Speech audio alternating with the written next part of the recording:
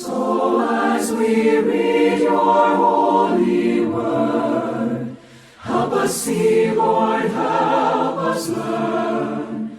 Holy Spirit, from its pages lead the way, lead the way. Come and rouse our stubborn will. Lord, make our hearts and souls be still. As we read your word, may we heed it and obey. 자, 신명기 8장 1절부터 6절까지 자, 중에서 제가 오늘 말씀과 관련된 부분만 읽도록 하겠습니다. 자, 2절, 3절 먼저 읽겠습니다. 2절, 3절.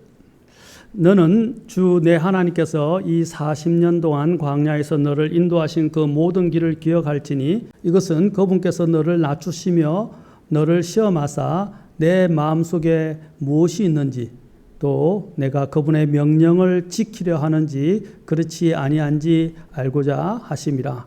그분께서 너를 낮추시며 줄이게 하시고 또 너도 알지 못하며 내 조상들도 알지 못하던 만나를 내게 먹이신 것은 사람이 빵으로만 살지 아니하고 주의 입에서 나오는 모든 말씀으로 사는 줄을 내가 알게 하려 하심이니라. 그 다음에 5절, 6절. 또 너는 사람이 자기 아들을 징계하듯 주 내 하나님께서 너를 징계하심을 마음속 깊이 생각할지니라. 그러므로 너는 주 내 하나님의 명령들을 지켜 그분의 길들로 걷고 그분을 두려워할지니라. 광야가 주는 이제 유익과 축복 중에서 오늘은 제가 이제 7번째로 하나님만 의지하며 하나님의 말씀으로 사는 법을 배운다. 하나님만, 광야가 주는 유익과 축복은 하나님만 의지하고 하나님의 말씀으로 사는 법을 배운다라는 것입니다. 이 중에 첫 번째 저는 이제 말씀드리고 싶은 것이 바로 8장 3절과 관련되어 있습니다.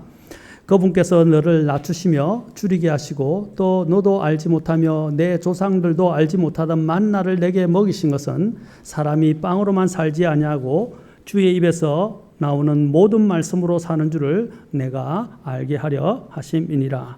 여기서 첫 번째로 우리가 알 수 있는 것은 하나님께서 먹을 것을 공급하시는 하나님을 바라보고 의지하며 살게 한다는 것입니다.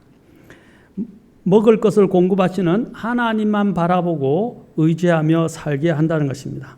하나님께서는 사람이 그분께서 내려주시는 빵으로 산다는 것을 이스라엘 백성들로 하여금 배우게 하셨습니다. 광야 여행 중에 매일 아침 하나님께서는 백성들에게 바로 천사의 양식인 만나를 보내주셔서 매일 먹여주셨습니다. 출애굽기 16장 31절부터 36절에 보면 하나님께서 그들의 광야에서 그들의 빵을 주시면서 만나를 내려주시면서 그 만나와 관련해서 16장 33절에서는 이렇게 말합니다. 항아리를 가져다가 그 안에 만나 1오멜을 가득히 담아 그것을 주 앞에 두어 너희 세대들을 위하여 간수하라 하매. 1오멜을 가득히 담으라 하셨습니다. 이집트에서 우리가 해방을 받았던 이스라엘 백성들은 광야 생활을 할 동안에 그들이 먹을 것이 없어서 굶주림에 허덕일 때 하나님께서는 하늘로부터 만나를 내려주셨습니다. 7째 날 안식일을 제외하고는 6일 동안 백성들은 매일 아침에 만나를 거둘 수 있었습니다. 만나를 거둘 때 주의할 것은 각 사람이 먹을 만큼만 거두는 것이었어요. 남은 어떻게 돼요? 다 부패했다는 사실입니다. 여러분 여기서 오멜이라고 나오는데 한 오멜이 얼마냐? 오멜은 보리 한 묶음을 뜻하는 것으로서 구약시대에 하루분의 양식을 말해줍니다. 우리가 구약의 신약에서는 뭡니까? 머나 이야기 나오죠. 그렇죠? 하루 일당 품삯을 이야기하는 거죠. 또 여기에 구약시대에 여기서 한 오멜은 하루분의 양식을 이야기하는데 약 2.2리터 정도에 해당하는 것이라고 할 수 있습니다. 무게로는 2.2kg이라고 할 수 있습니다. 주님께서는 그들에게 이것을 하루에 꼭 필요한 만큼 그들에게 공급하셔서 먹게 해 주셨습니다. 그래서 시편 78편에도 이것에 대한 기록이 잘 나와 있는데 78편 25절에 보면 이렇게 되어 있습니다. 사람이 천사들의 음식을 먹었으며 그분께서 그들에게 먹을 것을 풍족히 보내셨도다 라고 말하고 있습니다. 그 앞에 24절에 보면 그들에게 만나를 비같이 내려 먹게 하시며 하늘의 곡식을 그들에게 주셨다라고 되어 있어요.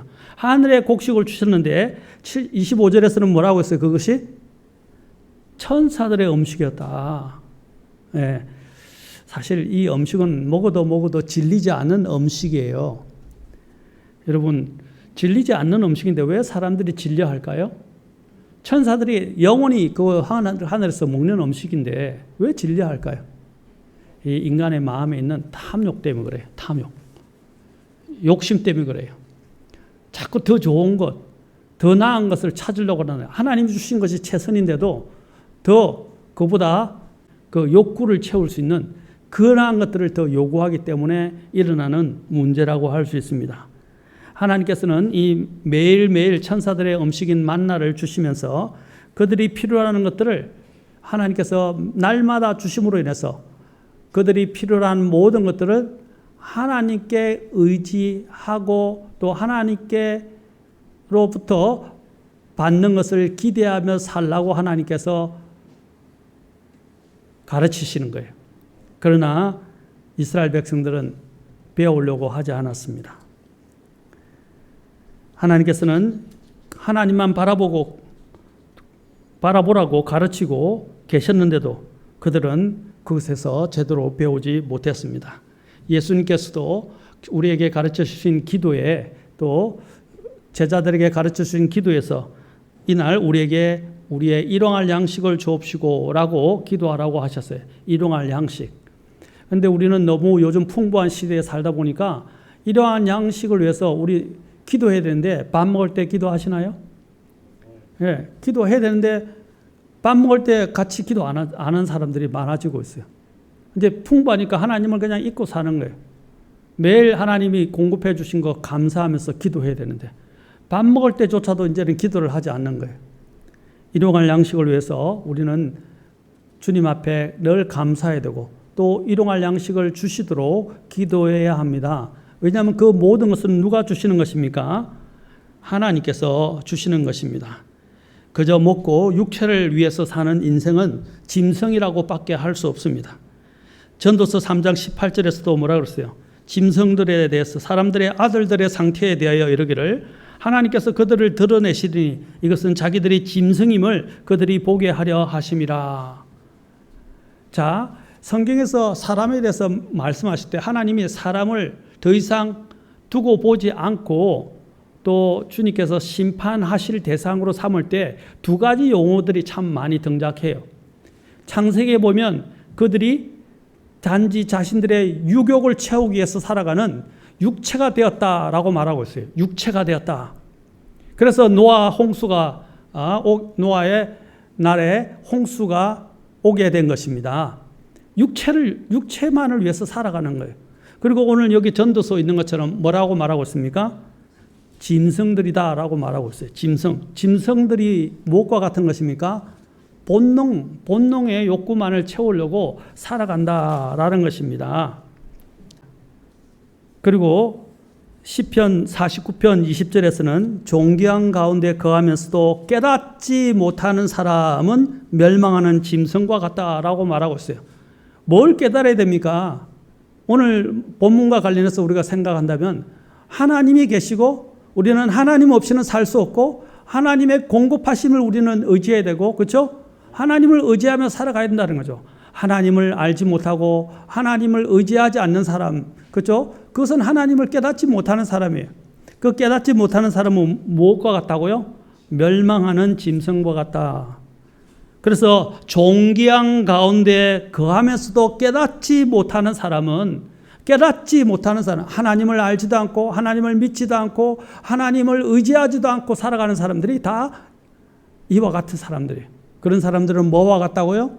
멸망하는 짐승과 같다고 성경은 말씀하고 있습니다. 여러분, 모든 것은 누가 주는 건지 우리는 알아야 돼요. 시편 24편에서도 하나님께서는 하늘과 땅의 주인이시다라고 말하고 있어요. 하나님은 모든 것의 주인이시다라는 거예요. 그 주인을 알아보지 못하는 사람들이, 그렇죠? 존재가 배은망덕한 자들이고, 그것은 자신의 창조 목적을 잃어버린 것이고, 자신의 창조주를 잊어버린 것이고, 그리고 또한 배은망덕한 것이며, 그는 짐승과 같은 존재라는 것입니다. 시편 또 104편에서도 이렇게 말씀하십니다. 자, 시편 104편 24절에 오 주여 주께서 행하신 일들이 어찌 그리 많은지요. 주께서 지혜로 그것들을 다 만드셨사오니 주의 부요하심이 땅에 가득하나이다 라고 말하면서 26절에는 심지어 리오 야단까지도 하나님께서 뛰놀게 하시고 만들어 주셨다는 거예요. 만드셔서 뛰놀게 하셨다고 말해요.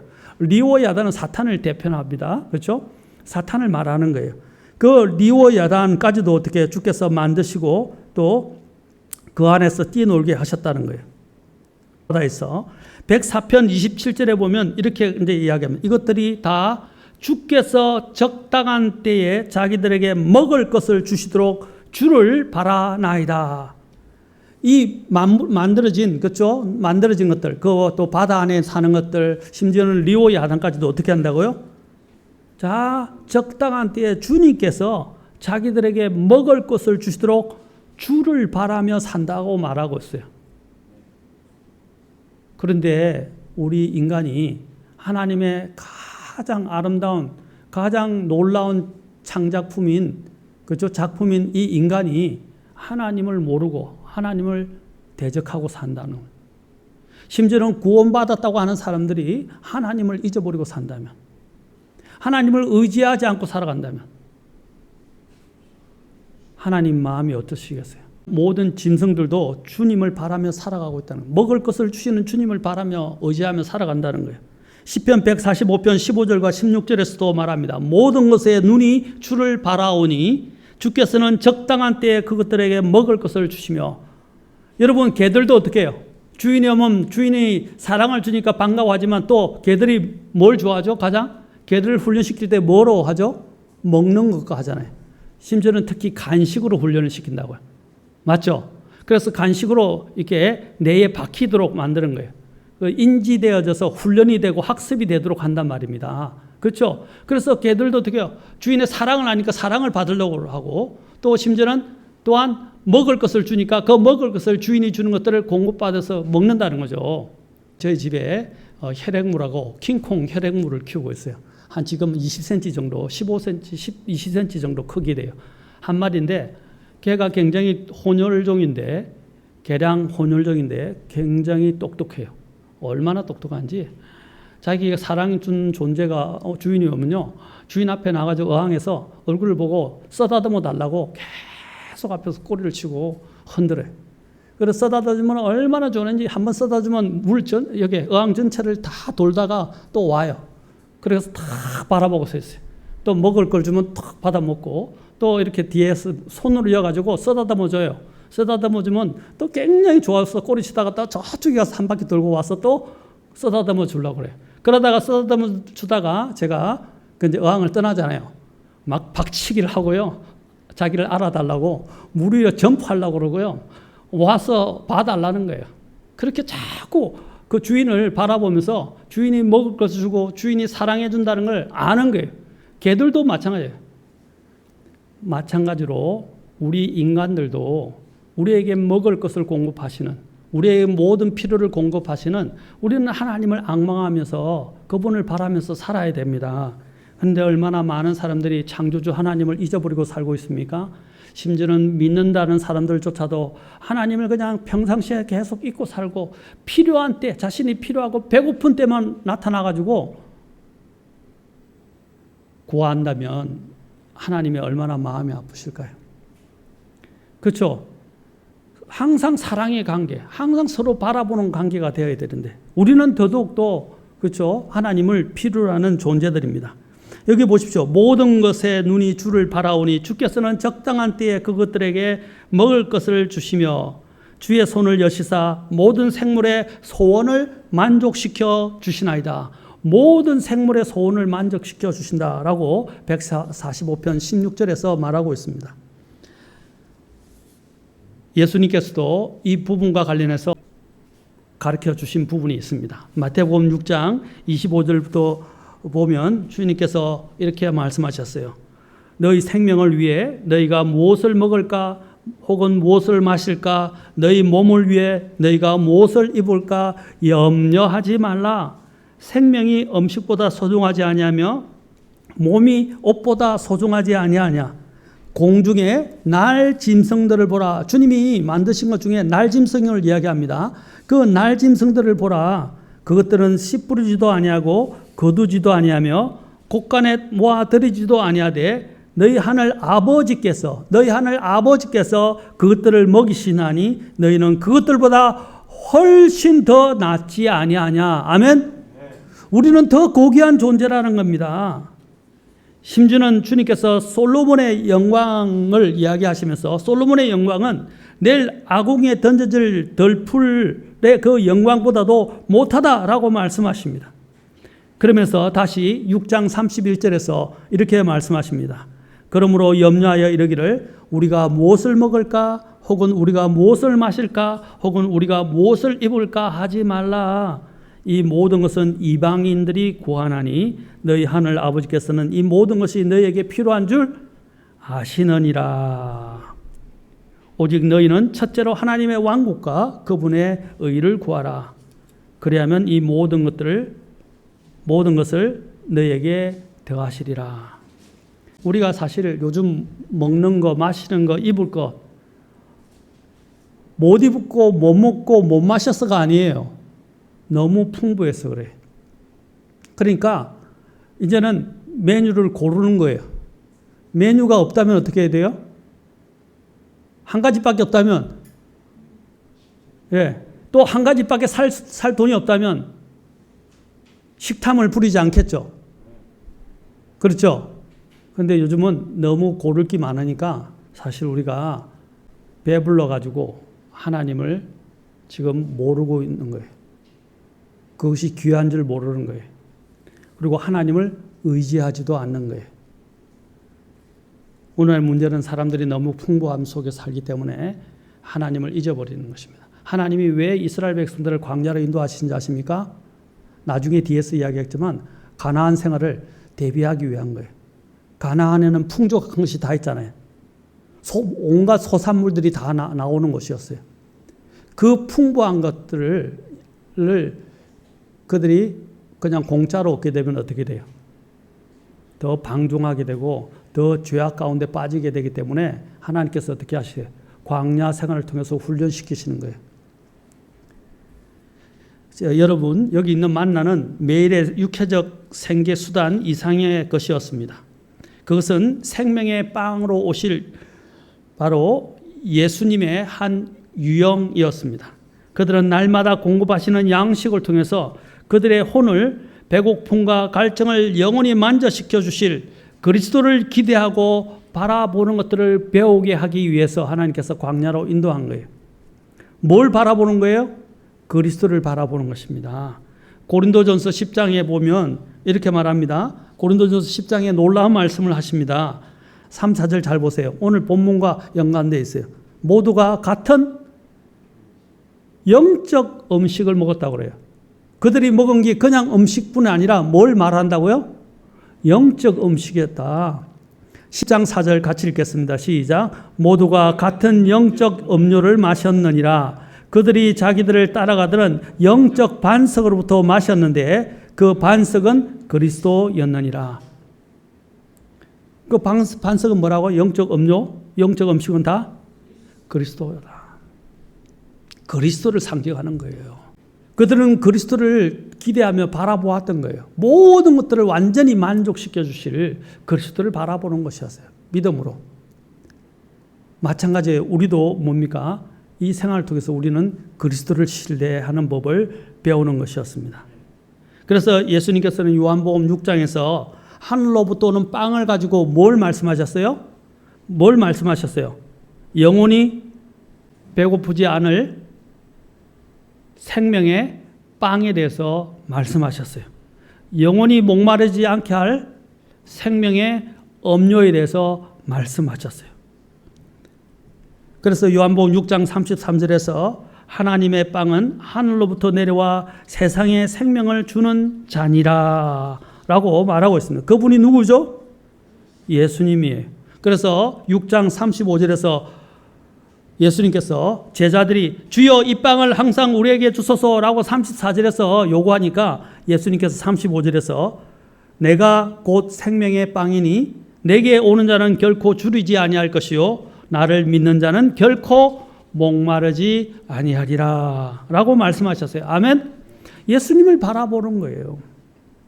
세 번째로 하나님께서 또 그들을 여기 아까 광야하는 말씀을 배우기 위한 것이라 그랬죠. 자, 세 번째로 하나님께서 이스라엘 백성들을 광야에 머물게 한 이유는 율법을 주시고 율법대로 사는 생활 훈련을 시키기 위함이었습니다. 하나님의 말씀대로 살게 하시기 위함이에요. 그래서 8장 2절 아까 읽었던 2절에 보십시오. 너는 주 내 하나님께서 이 40년 동안 광야에서 너를 인도하신 그 모든 길을 기억할지니 이것은 그분께서 너를 낮추시며 너를 시험하사 내 마음속에 무엇이 있는지 자, 제일 뒤에 보시오. 뒤에 또 너가 그분의 명령을 지키려 하는지 그렇지 아니한지 알고자 하심이라. 바로 말씀을 지키며 사는 훈련을 주님께서 하시기 위해서 광야로 인도하신 것입니다. 말씀대로 사는 삶을 가르치시기 위해서 광야로 인도하시기 위해서 여러분들 가운데서 삶이 지금 힘들고 어려울 때 하나님이 그 힘들고 어려운 그 광야라고 부르는 그 시기는 바로 하나님의 말씀을 배우게 하시기 위해서 하나님께서 그리고 또 말씀을 지키는지 하나님께서 또한 알기 위해서 하나님께서 허락하신 것입니다. 하나님은 유대인들에게 일용할 양식을 위해 그분을 바라보라고 가르치고 계시지만 또한 이것을 통해서 어떻게 해요? 그 말씀대로 살아가고 있는가를 보여주시는 거예요. 말씀대로 살아가고 있는가.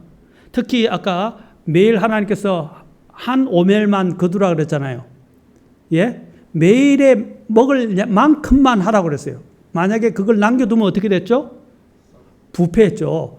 그것은 단지 하나님께서 매일 양식만 하나님을 의지하라는 것뿐 아니라 하나님께서 말씀하신 대로만 한 오멜만 거두라 이 말입니다. 매일의 만나 그 목만 거두를 것을 주님께서 이야기하신 거예요. 그러나 그들이 순종하지 않았을 때 어떻게 됐다고요? 그것이 어떻게 됐다고요? 다 부패했다는 것입니다. 그 부패한 것들이 냄새가 고약했던 것 같아요. 곁에 두지 못할 정도로 부패하고 고약했던 것으로 보여집니다.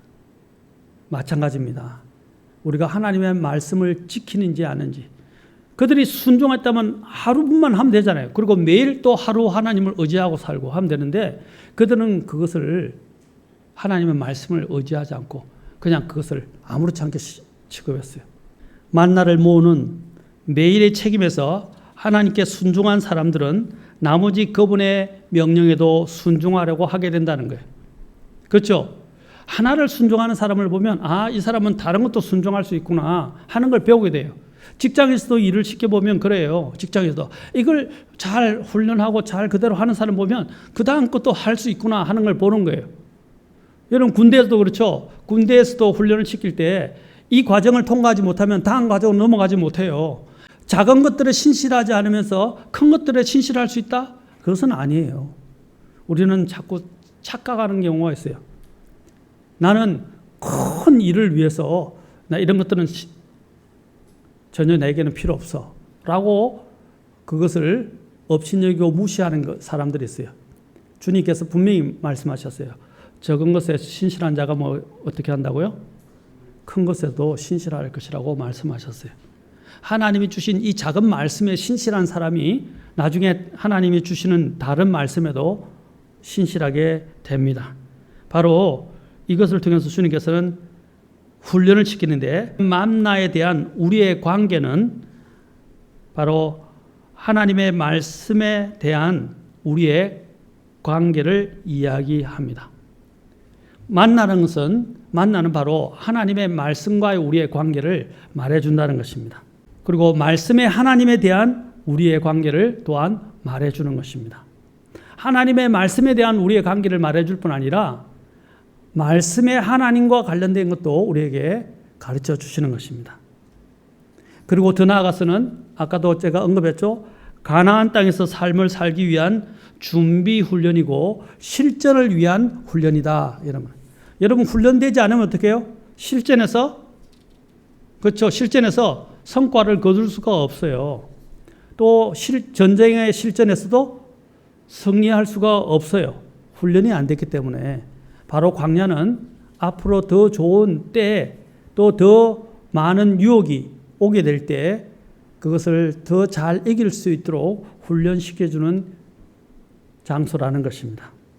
주님께서는 이 가나안 땅에서 이스라엘 백성들이 누리게 될 때에 그들이 어떤 믿음의 자세를 갖고 살아야 하는 것들을 주님께서 이 광야에서 훈련시켜 주시는 거예요. 그래서 신명기 그 뒤에 우리가 읽었던 8장 뒤에 11장 1절에 보면, 그런즉 너는 주 내 하나님을 사랑하고 그분의 책무와 법규와 판단의 법도와 명령을 항상 지키라 그러셨어요. 지키라라고 말씀하셨어요.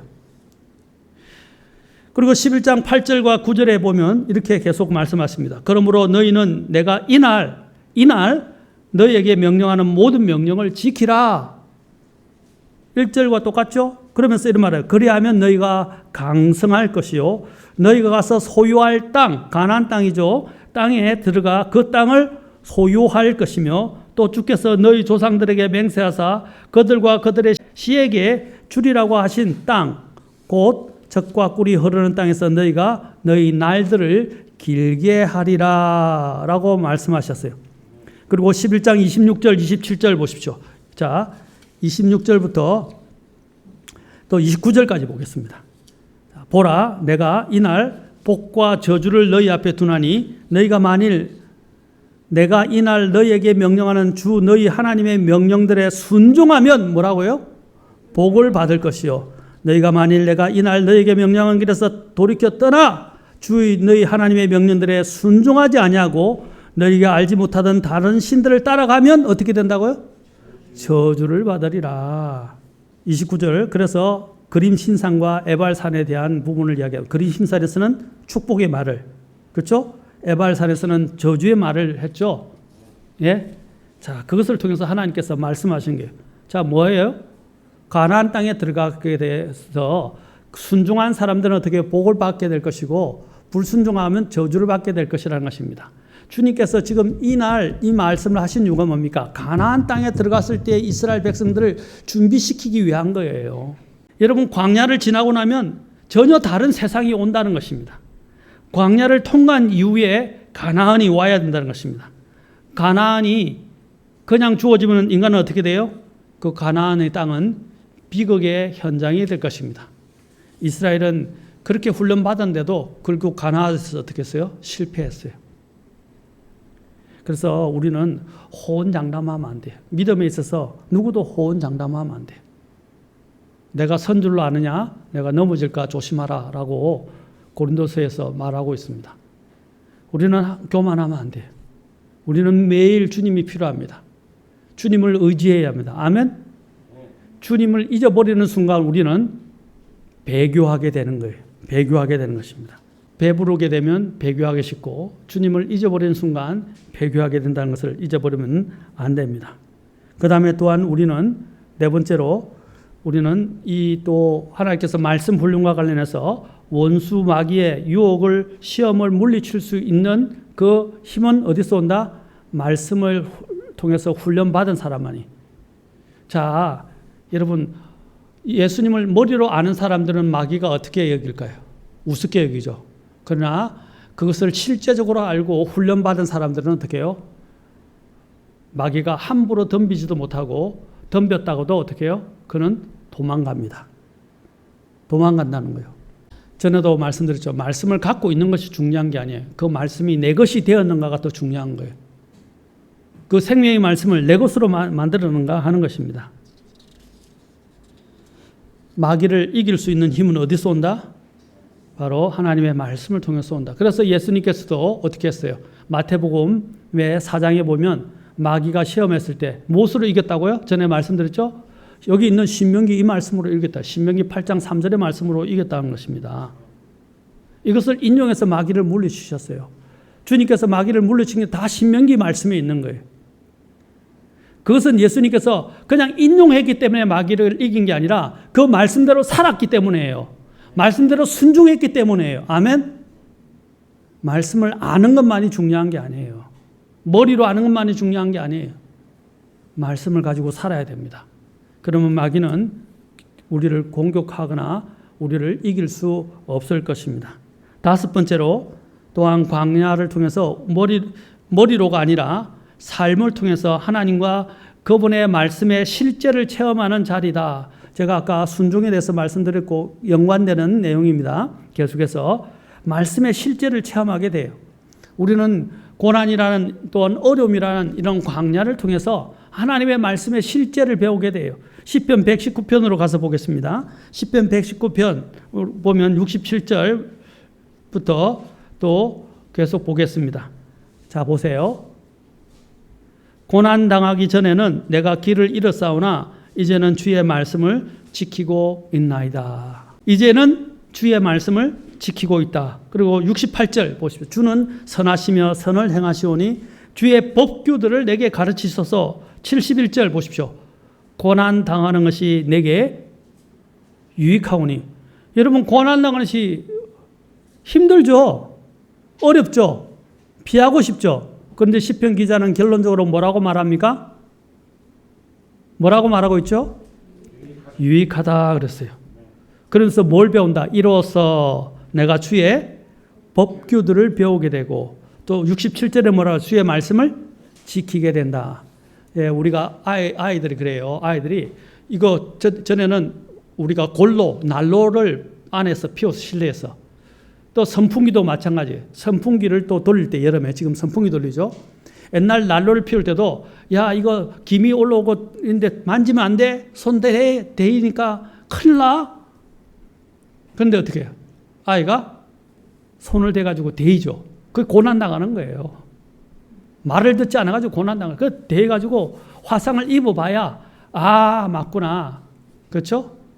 또 심지어는 선풍기 손 넣지 마라 그랬는데 선풍기 어떻게 해요? 애들이 호기심 때문에 꼭 넣지 말라면 더 넣어요.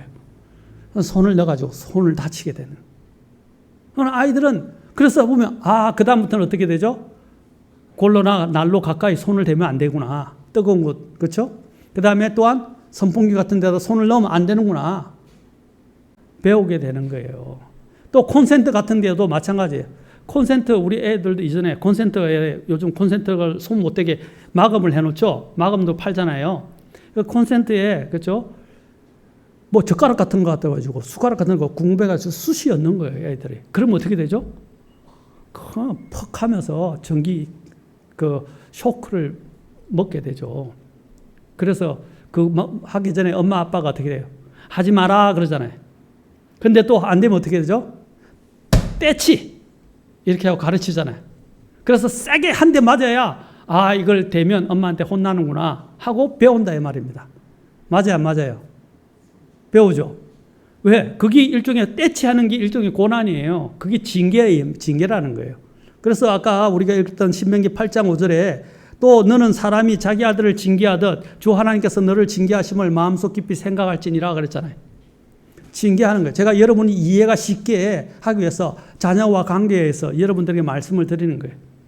우리도 마찬가지예요. 우리가 살아가는데 우리는 하나님이 말씀하신 것에 대해서 귀담아 듣지 않고 부모가 분명히 아까 이야기한 대로 뜨거운 거 만지지 말라, 선풍기에 손 넣지 말라, 콘센트에 넣지 말라, 그거 하면 위험하니까 큰일 난다 라고 이야기했는데 말을 귀담아 듣지 않는 거예요.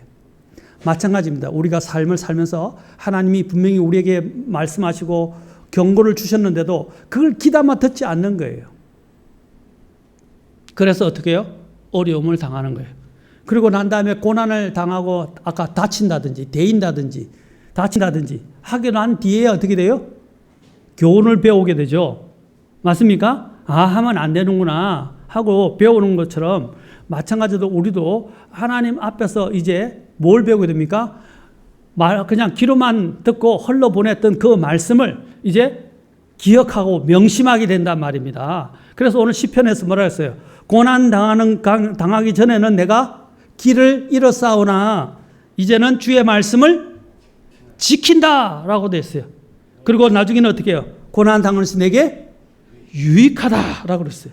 그래서 주의 법규들을 이제 머리로가 아니라, 그렇죠? 그냥 머리로가 아니라 이제는 확실히 실제적으로 배운다 이 말입니다. 아멘. 우리도 마찬가지. 지금 내가 어려움이 있었기 때문에 하나님을 만나게 된 거예요. 아멘. 또한 어려움을 통해서 우리는 또 어떻게 돼요? 하나님을 잊지 않게 되고 하나님을 찾게 되고 또 하나님의 말씀을 명심하게 되는 거예요. 배부르면요, 사람이 그래요. 이 사람 우리 자신을 믿으면 안 돼요.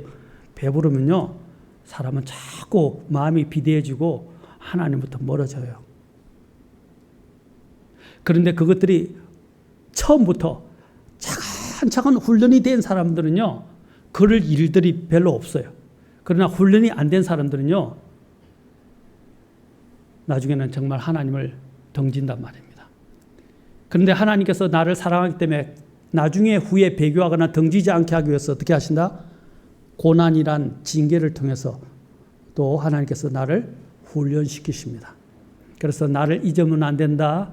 네가 더 큰 일을 만나게 될 때도 나를 더 의지하고 살게 하기 위해서 내가 이것들을 지금 또 훈련시킨다 하고 하나님이 말씀해 주시는 거예요. 아멘. 그래서 말씀의 실제를 배우게 되는 거예요. 그래서 말씀의 실제를 배우면서 시편 119편 72절 보십시오. 아까 읽었던 주의 입의 법이 내게는 천천의 금은보다 더 좋으니이다. 하나님 말씀이 이렇게 좋은 걸 하고 배운다 이 말입니다. 천천의 금은보다 더 좋다고 합니다. 그러면서 시편 119편 74절 보십시오. 이렇게 말합니다. 주를 두려워하는 자들이 나를 볼 때에 즐거워하리니 나는 주의 말씀에 소망을 두었나요. 어디에 이제 소망을 두고 살아요? 하나님의 말씀에 소망을 두고 산다는 것입니다. 그래서 시편 119편 75절에 보십시오. 오 주여 내가 알거니와 주의 판단들은 바르오며 주님의 판단들이 올바르다는 걸 이제 알게 돼요. 그러면서 뭐라 해요? 또 주께서 신실한 가운데 나를 괴롭게 하셨다. 주님의 신실함으로 나를 괴롭게 하셨다는 거예요. 다시 말하면 나를 사랑하시는데 신실하시다는 거예요. 아멘. 그래서 76절 보십시오. 이렇게 말합니다. 주께 간구하오니 주의 종에게 하신 주의 말씀에 따라 긍휼이 풍성한 주의 친절이 나의 위로가 되게 하시며 이제는 어떻게 해요? 주님께서 그 말씀을 통해서 나를 위로하신다라고 말하고 있어요. 그리고 77절 그 뒤에 보십시오. 주의 법은 하반절 보십시오. 나의 기쁨이다. 이제 이걸 배우는 거예요. 아멘. 광야를 통해서 우리는 하나님의 말씀을 배우게 돼요. 그 다음에 9번째로 우리는 아까 하나님의 사랑의 징계를 배우게 됩니다. 아까 제가 잠깐 언급했지만 신명기 8장 5절에서 언급했죠. 자기 아들을 징계하듯이 하나님께서 너를 징계하심을 너의 마음속 깊이 생각하라 라고 이야기했어요. 하나님이 사랑 때문에 나를 징계한 거예요. 아멘. 나를 징계하지 않고 주님이 그냥 내버려두면 나를 사랑하시는 게 아니에요. 나를 사랑하기 때문에 내가 잘 되라고, 내가 바르게 되라고 하나님께서 고난이라는 징계를 허락하셔서 나를 바로잡아 주시는 거예요. 감사하잖아요. 정말 사랑하는 부모는 자녀가 잘못된 것을, 바르지 않은 것을, 예의 바르지 않은 것들을 하게 될 때 어떻게 해요? 그걸 지적하고 가르치는 거예요. 그렇죠? 그런데 아이들은 징계받을 때 어떻게 해요? 우리도 키워봤지만 아빠는 나를 사랑하지 않는 것 같아요. 나를 매를 때니까 울면서 반항하면서 그러면서 삐져가지고 나를 사랑하지 않는다고 생각해요. 그런데 아니죠. 사랑하기 때문에 징계하는 거예요. 그런데 그것은 커면 알게 돼요. 어릴 때는 매 맞는 게 싫기 때문에 이제 매 맞는 엄마가 싫고 매 때리는 엄마가 싫고 아빠가 싫죠. 그러나 나중에 보면 내가 잘 되라고 하신 거예요. 그렇죠? 자식을 키워보면 알게 돼요, 나중에. 그래서 징계가 없다면 그것은 사랑하는 것이 아니에요. 정말 사랑한다면 무엇이 옳고 그른지에 대해서 가르치게 되어 있어요. 아멘? 바로 이것을 하나님께서 우리에게 배우게 하십니다. 사랑의 징계를 배우게 하십니다. 그래서 나는 하나님이 나를 사랑하셔서 지금은 힘들지만 이것을 통과하는 것이, 광야를 통과하는 게 힘들지만 나를 사랑하셔서 하나님께서 하시는구나 하고 나는 그 하나님의 사랑을 알아야 돼요. 아멘. 그리고 믿어야 돼요. 아멘. 믿어야 돼요. 그것을 나의 이 시련을 성장의 기회로 삼아야 합니다. 그러면 징계를 통해서 나는 어떻게 됩니까? 이제 간단하게, 자, 결론적으로 우리가 하면 다 지금까지 제가 9가지, 10가지 이렇게 계속 해왔어요. 이제 오늘 마지막으로 정리하겠습니다. 크게 3가지로 합니다. 첫째는 하나님 나를 강하게 만들어 주시는 거예요. 광야를 통해서 나를 강하게 해주신다. 두 번째는 그래서 이 광야를 통해서 나는 힘이 생겨요. 여러분 운동을 통해서 어떻게 해요? 훈련을 통해서 쑥달되고 근육이 생기고 그렇죠? 힘이 더 생기죠? 그것처럼 하나님이 이 광야 생활을 통해서 나를 더 강하게 하시고 훈련시키시는 거예요. 두 번째로 하나님께서는 또한 이 광야를 통해서 정죄된 삶 그리고 열매 맺는 삶으로 인도하시는 것입니다. 아멘. 열매 맺는 삶으로 인도하시는 거예요. 그래서 주님께서 열매를 맺지 못하는 가지는 제거하시죠. 그리고 가지치기를 하시죠. 가지치기가 일종의 징계예요. 가지치기를 통해서 어떻게요? 근데 가지가 더 열매를 맺을 수 있도록 하는 거예요. 우리의 삶에 열매를 맺지 못하는 악한 습성들, 나쁜 것들을 하나님이 다 제거하시는 거예요. 그 이유가 뭐라고요? 요한복음 15장 2절에서 바로 가지치기를 통해서 열매를 맺게 하신다는 것입니다. 아멘. 그리고 열매를 맺는 걸 통해서 하나님은 영광을 받으시게 됩니다. 그래서 히브리서에서 뭐라고 그랬습니까? 하나님께서 우리의 이 고난을 통해서 하나님이 뭘 하시는 거예요? 더 거룩함의 열매를 맺게 하신다라고 말합니다. 자, 히브리서 12장 11절 잠깐 빨리 보겠습니다. 12장 11절 보겠습니다. 이렇게 기록되어 있어요. 이제 어떤 징계도 그 당시에는 기쁘게 보이지 아니하고 슬프게 보이나 그럼에도 불구하고 나중에는 그것으로 말미암아 단련된 자들에게 아까 그랬죠. 강하게진다 그랬죠. 뭐 한다? 그것이 의의 화평의 열매를 맺느니라. 아멘. 열매를 맺게 한다는 것입니다. 그리고 요한복음 15장에서도 가지치기를 통해서 하나님을 기쁘시게 하는 열매를 맺게 한다는 것입니다. 그리고 난 다음에 하나님께서 세 번째로 하나님께서 우리를 사용하시게 된다는 거예요. 그분의 뜻대로, 그분의 목적대로, 그분의 영광을 위해서 우리를 사용하시게 됩니다. 아멘. 훈련받지 않는데 어떻게 사용돼요? 훈련받지 않은 군인을 전투에 투입할 수 있어요, 없어요? 아니죠. 어떻게 총을 다루는지 그래도 배워야 나가서 총을 쏠 수 있잖아요. 총도 쏠 줄도 모르고 다룰 줄도 모르는데 어떻게 전쟁터에 내보내요. 마찬가지로 우리도 이것을 통해서 하나님께서 우리를 사용하시기 위해서 그리고 그분의 영광을 드러내시기 위해서 하나님이 바로 이 광야를 통해서 훈련시키신다는 것입니다. 이것을 통과하고 나면 우리는 강해집니다. 이것을 통과하게 되면 우리는 더 정제된 삶과 열매 맺는 삶을 살게 됩니다. 이것을 통과하고 나면 또 우리는 어떻게 된다고요? 하나님께서 사용하시는 사람이 되어서 하나님께 영광을 돌리게 될 것입니다. 기도하시겠습니다. Open my eyes and let me see glimpses of truth you have for me. For in your word I find the truth that sets me free.